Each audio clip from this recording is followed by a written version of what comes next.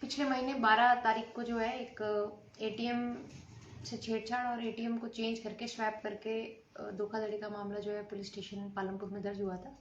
जिसमें section 379 420 IPC में मुकदमा दर्ज किया गया था। एएसआई हेमचंद जी इसकी इन्वेस्टिगेशन कर रहे थे। इस मैटर में 66,000 रुपये जो है वो फ्रॉड करके एक व्यक्ति के जो निकाले गए थे। तो इसी तरह के कुछ इंसिडेंट्स रिपीटेडली यहाँ पे रिपोर्ट हुए, जिसमें पीएनबी के जो ब्रांच मैनेजर हैं यहाँ पे, उनके द्वारा भी एक कंप्लेंट हमें दी गई थी, जिसमें करीब 25 ऐसे एटीएम्स आइडेंटिफाई हुए जहाँ पे इस तरह के शरारत और इस तरह से लोगों के एटीएम स्वैप किए गए थे। टोटल जो इसका धोखाधड़ी का अमाउंट है करीब 2.5 लाख रुपए की डिफरेंट जगहों पे और पूरे ज़िले भर में अलग अलग एरियाज में ये घटनाक्रम हुआ था। इसके लिए एक एसआईटी बनाई गई थी, जिसमें डीसीआरबी की टीम और एएसपी मयंक जो है एसआईयू के इंचार्ज, उनकी टीम द्वारा जो है इसको एनालिसिस जो और जो टेक्निकल इनपुट्स इसमें सीसीटीवी कैमराज और सेल फोन्स के, तो उसको एनालाइज किया गया और एक टीम जो है नैरो डाउन करके सर्च को जो है सहारनपुर यूपी में भेज किया गया था, जिसमें एक टीम एएसआई हेमचंद जी द्वारा लीड की गई थी और वो सहारनपुर गए थे, जहाँ 2 व्यक्तियों को वहाँ से अरेस्ट करके ट्रांजिट रिमांड पे कांगड़ा लाया गया है। और पूछताछ में ये पता चला है कि 2 और लोग इनके साथ शामिल हैं। उनमें पुलिस जो है अभी आगे की कार्रवाई अपनी बढ़ा रही है। तो ये एक इंटर स्टेट गैंग जो है वो एक्टिव था, ना सिर्फ कांगड़ा में बल्कि हिमाचल प्रदेश के अन्य ज़िलों में भी इस तरह के अटेम्प्ट्स इनके द्वारा किए गए हैं। मैं आपके माध्यम से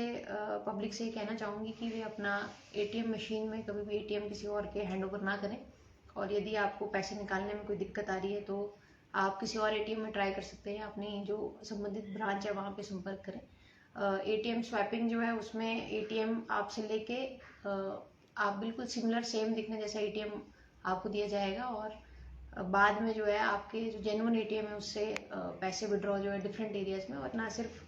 हिमाचल के अंदर बल्कि नॉर्थ ईस्ट तक जो है इस तरह से पैसे जो ये इस तरह के गैंग्स विड्रॉ कर रहे हैं। तो जब भी आप एटीएम का प्रयोग करें, यदि एटीएम मशीन काम नहीं कर रही है या ख़राब आपको महसूस होती है तो किसी और मशीन पे जाके डील करें, या फिर ब्रांच जो कंसर्न आपकी बैंक ब्रांच है वहाँ से संपर्क करें और अपना एटीएम किसी भी अनजान व्यक्ति या कोई भी व्यक्ति जो मदद देने के बहाने जो है एटीएम को आपको लेने की प्रयास करे, उससे बचें। मैं इस टीम को बधाई देती हूँ। पालमपुर थाने ने अच्छा कार्य किया और अक्रॉस स्टेट जाके सहारनपुर में 2 दिन कैंप करके इन लोगों को वहाँ से अरेस्ट किया गया है और मुझे उम्मीद है कि जो अन्य जो 2 साथी अभी फिलहाल फरार हैं उनको भी जल्द जो है पुलिस द्वारा इसमें अरेस्ट कर लिया जाएगा। मैम, क्या मॉडस ऑपरेंडी रहती है इसमें जो हमें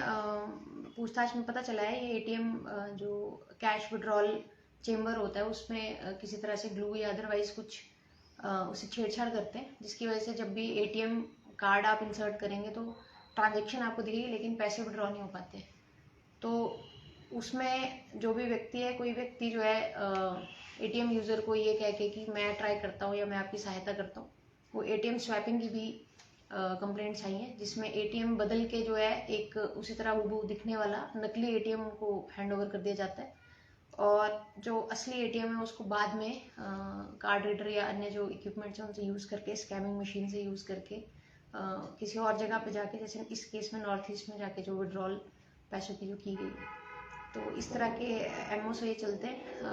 जैसे मैंने पहले कहा, एटीएम जब आप यूज़ करें तो आप निश्चित तौर पे ये तय करवाएं कि आप अंदर अकेले, वो प्राइवेसी आपकी बनी रहे और आपका जो पिन है वो किसी को दिखाई ना दे रहा हो और आप एटीएम अपना किसी को हैंड ओवर किसी भी इशू में ना करें। और अगर कोई दिक्कत आए तो ब्रांच मैनेजर से आप या जो संबंधित आपकी ब्रांच है वहाँ पे जाके टाइप करें। मैम, अगर किसी के साथ ऑनलाइन ट्रांजैक्शन फ्रॉड हो जाता है या ऑनलाइन कोई भी स्कैम हो जाता है तो इस कंडीशन में क्या करे कोई व्यक्ति, क्या करे और पुलिस किस तरह से उसकी हेल्प कर पाएगी? देखिए, रिपोर्ट करना बहुत ज़रूरी है, लेकिन इसमें भी ध्यान रखने की ज़रूरत है कि गूगल सर्च में जो हेल्पलाइन नंबर्स अक्सर मिलते हैं वो भी फ्रॉड का एक ज़रिया बन जाते हैं। तो आप यदि आपके साथ ऐसी कोई घटना हो गई है जिसमें ऑनलाइन फ्रॉड है या एटीएम फ्रॉड या इस तरह की घटनाएं हैं, तो आप संबंधित ब्रांच को तुरंत कांटेक्ट करें और अपने अकाउंट को फ्रीज करवाएं ताकि पैसा विड्रॉल जो है उसको रोका जा सके। और इसके साथ ही जो पुलिस स्टेशन कंसर्न है वहाँ पे अपनी कंप्लेंट दें। और एक साइबर हेल्पलाइन नंबर है जिसमें 1930 इस पे आप बात करके सहायता प्राप्त इसमें कर सकते हैं। और मैं सबसे ज़रूरी ये कहना चाहूँगी कि एटीएम को तुरंत जो ब्लॉक करें और संबंधित जो ब्रांच है जिसको आप जानते हैं उन्हीं से संपर्क करें, और गूगल सर्च या अन्य ओपन सोर्सेज से हेल्पलाइन नंबर्स को भी पूरी तरह से जो है सही ना मानते हुए वहाँ से भी संपर्क करना जो है रिस्की रहता है। धर्मशाला क्राइम ये साइबर जो थाना है मैम, वो उसका क्या स्टेटस है और कब तक नोटिफिकेशन अगर आ गई है तो हम कब तक? जहाँ तक मेरी जानकारी है, जो साइबर पुलिस स्टेशन है उसको दोबारा से नोटिफाई कर दिया गया है, और उसका जो पोस्टिंग और अन्य ऑर्डर्स हैं वो मुझे लगता है जल्दी आ जाएंगे, और जल्दी यहाँ पे एक साइबर पुलिस स्टेशन की जो टीम है वो पूरी तैयार होगी। ये यूनिट स्टेट CID के अंडर वर्क करता है, और स्पेसिफिकली साइबर रिलेटेड कंप्लेंट्स पे जो है ये अपनी कार्रवाई आगे बढ़ाएंगे। मैम कितने मामले अभी तक आपके पास आ चुके हैं? जी, ये जो हमारे पास, जैसे मैंने कहा, ये इस मैटर में हमारे पास एक FIR दर्ज हुआ, और इसके अलावा 25 डिफरेंट ATM लोकेशंस की जो कंप्लेंट्स हैं हमें ब्रांच मैनेजर के द्वारा भी और लोगों द्वारा भी पुलिस के ध्यान में लाए गए हैं। और मैम जो चोर गिरोह आपने पकड़ा है उनसे पैसे रिकवर कर लिए हैं या क्या स्टेटस है मैम? उसमें रिकवरी का प्रोसेस अभी जारी है। जैसे मैंने कहा, इनके 2 साथी हैं, वो अभी फिलहाल फरार हैं, जिनके पीछे हमारी टीम काम कर रही है, और जैसे ही वो भी अरेस्ट होंगे, और ये करीब 2.5 लाख की अमाउंट हम रिकवर इनसे करना चाह रहे हैं, वो हम कंप्लीट जो है रिकवरी करके लोगों को रिफंड या जो भी हमारे लीगल प्रोसेस है उसके थ्रू हम इसको आगे बढ़ाएंगे। मैम HP पुलिस की बात करें तो हमेशा सोशल मीडिया के माध्यम से हो चाहे मीडिया के माध्यम से हो, हर बार लोगों को जागरूक करती है, बावजूद इसके फिर से लोग ठगी का शिकार हो रहे हैं, क्या कहना चाहेंगी? देखिए, जो साइबर क्रिमिनल्स हैं वो बहुत ही इनोवेटिव तरीके से नए नए मेथड से साइबर की जो फ्रॉड है उनकी घटनाओं को अंजाम देते हैं। कुछ मेथड्स बहुत ही पुराने हो चुके हैं, और मुझे लगता है उसमें अभी फंसना जो है वो काफ़ी नेग्लिजेंस और एक तरह से लापरवाही का ही विषय बन जाता है।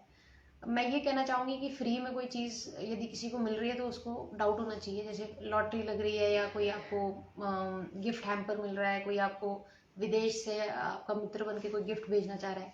या अभी 1-2 दिन पहले एक मामला सामने आया जिसमें पुलिस अधिकारी बन के जो है किसी को डराया गया कि आप इतना पैसा दे दीजिए, अदरवाइज आपके बेटे को दिल्ली में जेल हो जाएगी। तो ऐसे कोई आपको सेल फोन, ऐसी कॉल्स या इस तरह के मैसेजेस, ईमेल्स यदि आते हैं तो एक बार पेमेंट करने से पहले उनको ज़रूर वेरीफाई कर लें। आप संबंधित पुलिस स्टेशन से बात कर सकते हैं, अन्य लोगों से बात कर सकते हैं, और मुझे नहीं लगता कि आज के समय में किसी को बिना अप्लाई किए लॉटरी लग सकती है, या कोई किसी को गिफ्ट भेजने में लाखों रुपए, करोड़ों रुपए की गिफ्ट ऐसी भेज सकते हैं, या किसी को गिफ्ट हैम्पर्स इस तरह से मिले कि जिस गिफ्ट हैम्पर को आपने भरा ही नहीं है, किसी वहाँ से आपको कोई गाड़ी गिफ्ट या अदरवाइज इस तरह की इश्यूज हो, तो 1 मिनट उसको सोचें और उसको समझें कि जो मैसेज आया है ये कितना वैलिड हो सकता है। और यदि जैसे ये पुलिसमैन बन के, या इनकम टैक्स ऑफिसर बन के, या GST ऑफिसर बन के, कस्टम्स ऑफिसर बन के, इस तरह से भी CBI का नाम लेके, CID का नाम लेके इस तरह की कॉल्स भी लोगों को जाती हैं। तो आप यदि इस तरह की कोई कॉल आपको आती है तो उसको वेरीफाई करें। संबंधित पुलिस स्टेशन से भी आप बात कर सकते हैं, या साइबर हेल्पलाइन में आप बात कर सकते हैं। तो पैसे देने से पहले अपनी पर्सनल डिटेल्स, ATM के पिन, ATM के नंबर्स, ATM के कोड्स शेयर करने से पहले जो है एक बार सोचें, थमें, और ये सोचें कि ये जो मैसेज आपको आया है ये क्यों आया होगा, और उसको 100% यकीन किए बिना पहले उसको वेरीफाई करें, जेन्युइन लोगों से वेरीफाई करें, उसके बाद ही उस पर आगे बढ़ें।